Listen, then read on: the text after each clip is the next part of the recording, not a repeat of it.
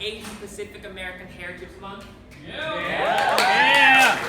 Or what Whole Foods calls Yellow Fever Appreciation Time. But no, it's awesome that there's 1 month dedicated to just Asians. I feel like I don't remember this month being a thing though growing up. Like, this was founded in 1977 apparently. And I feel like I just found about it like 2 years ago. And at first I was like, oh shit, Simon, you're a bad Asian. You should know this stuff. But then I realized, oh Simon, you grew up in a really white town. I grew up in Olympia, Washington, and basically it's just white as fuck. There's a lot of white people, a lot of white schools, a lot of white culture. And so because if you're around a lot of white people and you're Asian growing up, you condition yourself to want to be white. And so there's a problem. My parents are Asian, and so they raised us to be Asian, and I would resent everything that they would do. They wouldn't let us hang out with friends at night, and so I didn't hang out at all, or I never really had any friends. They never gave us money to go buy nice clothes at like Abercrombie and Fitch. They certainly did not raise us like Carly Campbell. So Carly Campbell was this white girl who, on her 18th birthday, her parents bought her a matching car to match her best friend. They posted a picture about it on Facebook, and a month later, they separately crashed their car. I was jealous of that white nonsense girl. I wanted it. But no, it's a journey, right? It's a journey of self-discovery, and I feel like I just came out Vietnamese a few years ago.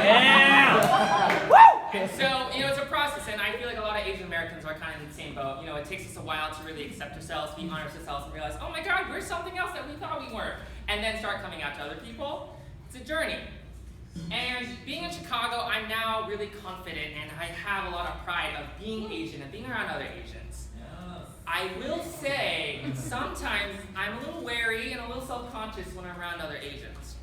So, the other day I was at Tank Noodle, and we were waiting for a table, and then we got the table, and the waiter took us to the table, and before me and my friend sat down, the waiter paused and looked at me. And I immediately looked away. Because there's something in the Asian community called the Asian Sixth Sense. So it's like when you can tell what ethnicity someone is. It's not 100% foolproof, but like Asians are pretty good at it. And Vietnamese people specifically are not only really good at using it, they're also shameless at using it. And so he looked at me, and he just stared at me, and he finally just said bluntly, "You Vietnamese?" And my reaction literally was like, "Yes, but I don't speak the language." And I just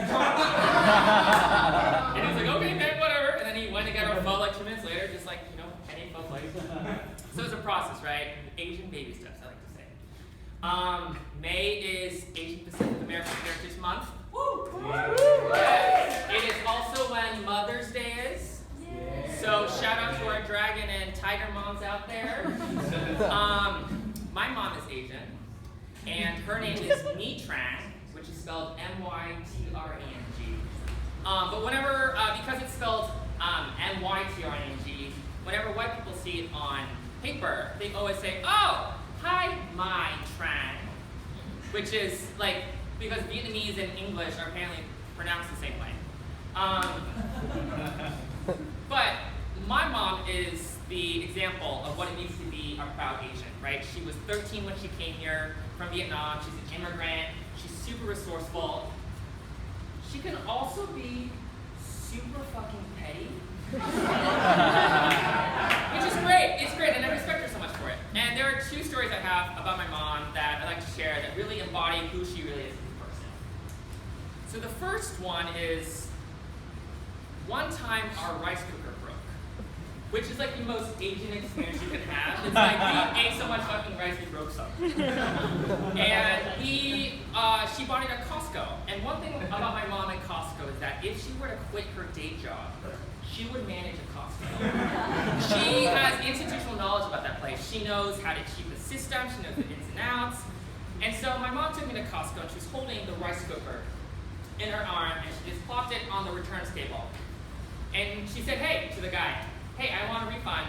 It broke. I got at Costco. A few minutes later, she has store credit for a new rice cooker. My mom didn't bring either a box or a receipt for this rice cooker. She somehow convinced him to give her store credit. And I remember I was like, Mom, we are so tacky. People are looking at us. Why did you do that? You didn't even bring all this stuff. And she said, I don't care. We got a new rice cooker. And from then on, I realized, oh shit, not even Costco can stop my mom. And the second example is, there was one time my mom got her nails done, and I know that sounds like an obvious thing, but like, my mom never like treats herself to getting her hair done or her nails done. She's a very minimalist, like she doesn't do that type of stuff herself. So when she does do that, it's a big deal. And so she found a place that was near our house. It was Vietnamese run, and it was cheap, so it was a perfect combination. And she went, and the moment she walked in, she immediately said, hey, I want to sit in the back because it's cold, and I don't want to be cold. I want to be in the back. The Vietnamese woman, the owner, she came in and just starts bad-mouthing my mom to her daughter in Vietnamese.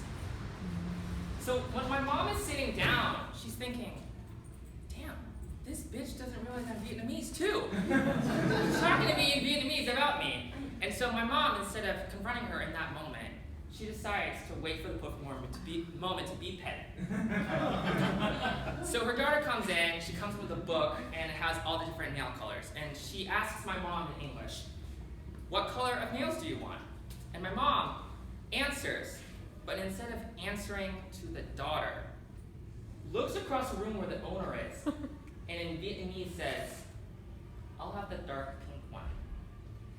So this woman is freaking out because she's like, oh my god, this woman who I didn't think was Vietnamese just spoke in Vietnamese, and I don't know still if she is Vietnamese, but I talked bad about her in Vietnamese. So she was freaking out. So the whole time, this woman was trying to recover and like suck up to my mom, saying like, oh, this woman, she's so pretty, she's so fashionable. Oh my gosh, she's such a nice customer. My mom the whole time getting her nails and was like, this is bullshit. My mom gets her nails done, pays, does not tip, leaves, and then afterwards she tells me, and I ask her, man, she was talking about you in Vietnamese? And my mom takes a moment and she simply says, Simon, I can't tell you how stupid people are in this world. And that's a lesson I will always take about my mom. That there is never a moment where you can't be petty towards other people.